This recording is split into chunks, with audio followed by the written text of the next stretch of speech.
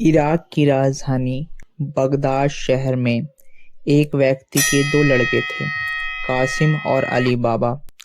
अली बाबा बहुत ईमानदार था और कासिम उतना ही बेईमान था।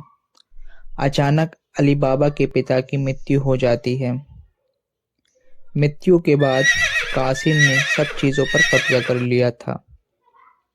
अली बाबा पेशे से एक लकड़हारा था। वह रोज जंगल से लकड़ियां काटता और बाजार में बेचा करता था। एक दिन, भाई, मुझे कुछ पैसों की जरूरत है। उधार दे दो तो। मैं क्यों दूं? जो तुम्हारे हिस्से में आया था मैंने वो तुमको दे दिया। अब मेरे पास पैसा नहीं है। भाईजान, मैंने पैसे उधार मांगे हैं, हिस्से में से नहीं। हाँ, वो भी नहीं है मेरे पास।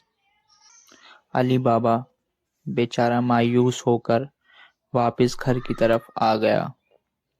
अली बाबा ने घर का दरवाजा खटकाया। अली बाबा की पत्नी ने दरवाजा खोला। नहीं दिया कुछ भी। अगले दिन अली बाबा लकड़ी काटने जंगल में गया। अली बाबा लकड़ी काट ही रहा था कि इतने में इसे घोड़ों के टापों की आवाज आने लगी। अली बाबा कुल्हाड़ी को छोड़कर देखने गया। अली ने देखा कुछ व्यक्ति काले कपड़ों में घोड़ों पर सवार आ रहे थे। अली बाबा छुपकर उनको देखने लगा। घुड़सवार एक गुफा के सामने आए और कहने लगे, खुल जा सिम सिम, खुल जा सिम सिम। गुफा खुल गई और घुड़सवार उसके अंदर चले गए। अली बाबा ये सब देखकर बहुत हैरान हुआ। ये क्या माजरा है? कहा खुल जा सिम सिम और गुफा का मुंह खुल गया। इतने में सवार गुफा से बाहर निकले और चले गए। अली बाबा उठा और उस गुफा की तरफ जाने लगा। अली बाबा उस गुफा के पास गया। खुल जा सिम सिम, खुल जा सिम सिम। गुफा का दरवाजा खुला और अली बाबा अंदर चला गया। अंदर जाकर अली बाबा ने देखा कि चारों तरफ सोना ही सोना है। अली देखकर बहुत चौंका। अली ने थोड़ा सा सोना अपने हाथ में उठाया।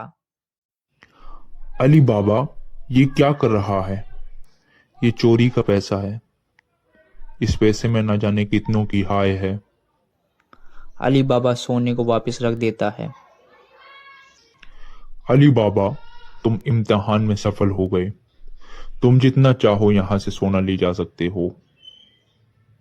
अली कुछ सोना अपने साथ घर ले आता है। तुम इतना सारा सोना कहाँ से ले आए?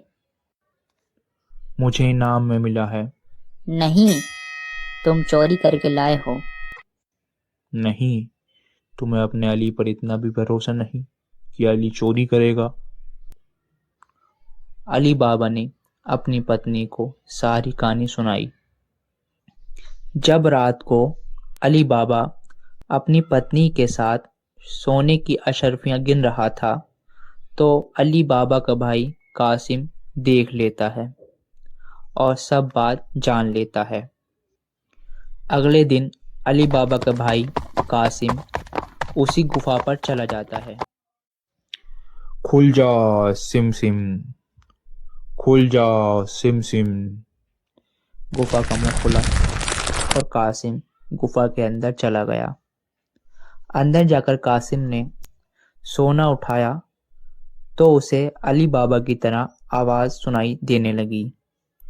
कासिम ने आवाज पर ध्यान नहीं दिया और सोना थैलों में भरने लगा।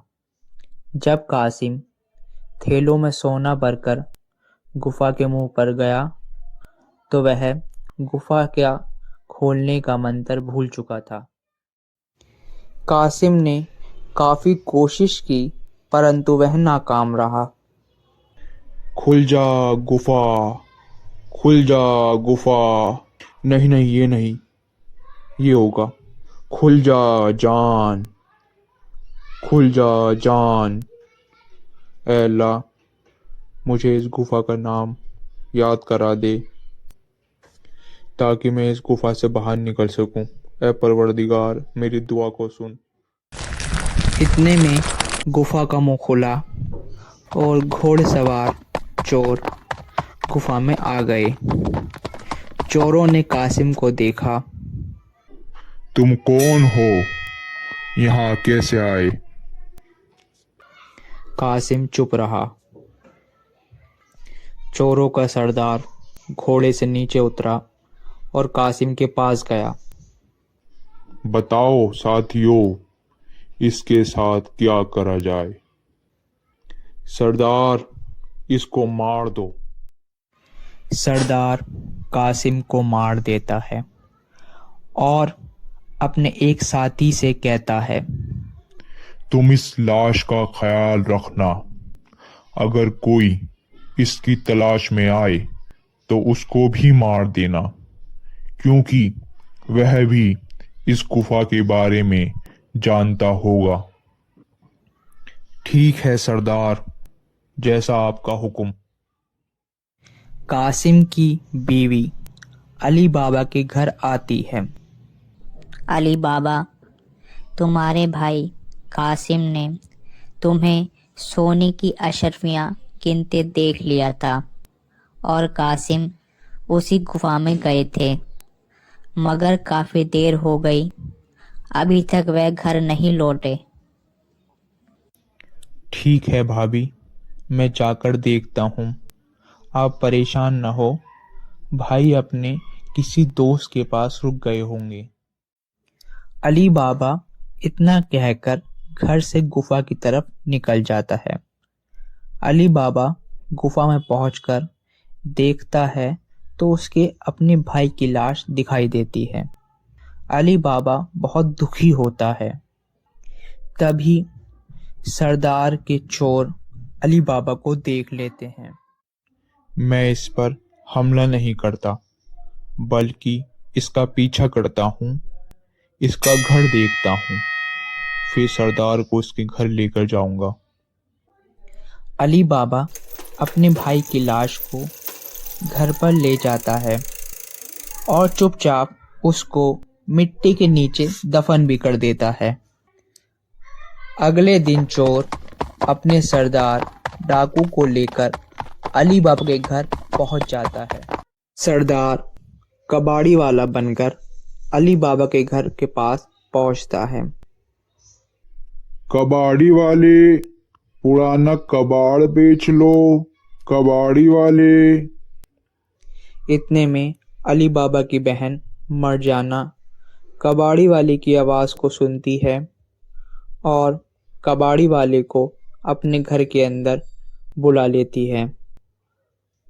मरजाना कबाड़ी वाले को कबाड़ देने लगती है। डाकू कबाड़ लेकर चला जाता है और मन ही मन ये तरतीब बनाता है, मैं कल अपने साथियों को छुपाकर अली बाबा के घर लाऊंगा और अली बाबा को मार दूंगा।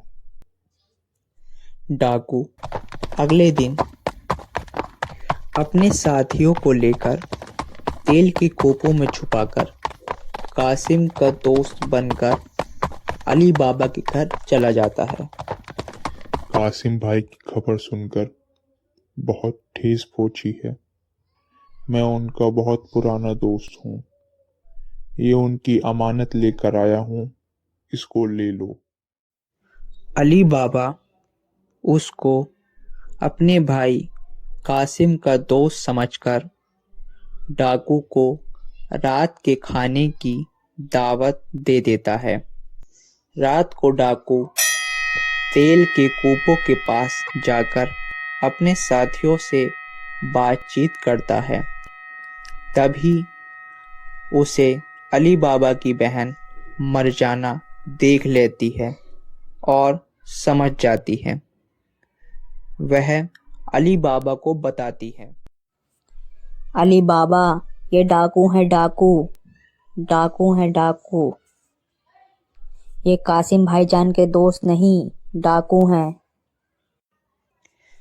अली बाबा की बहन मरजाना एक तरतीब से अपने भाई अली बाबा के साथ मिलकर तेल के कूपों में गरम गरम तेल डाल देती है और चोरों को कूपों के अंदर ही मार देती है।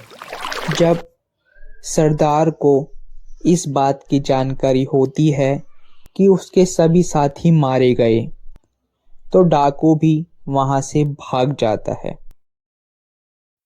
अली बाबा अपनी बहन मरजाना की समझदारी पर बहुत खुश होता है और शाबाशी देता है। वाह भाई मरजाना, शाबाश, शाबाश बेटा शाबाश।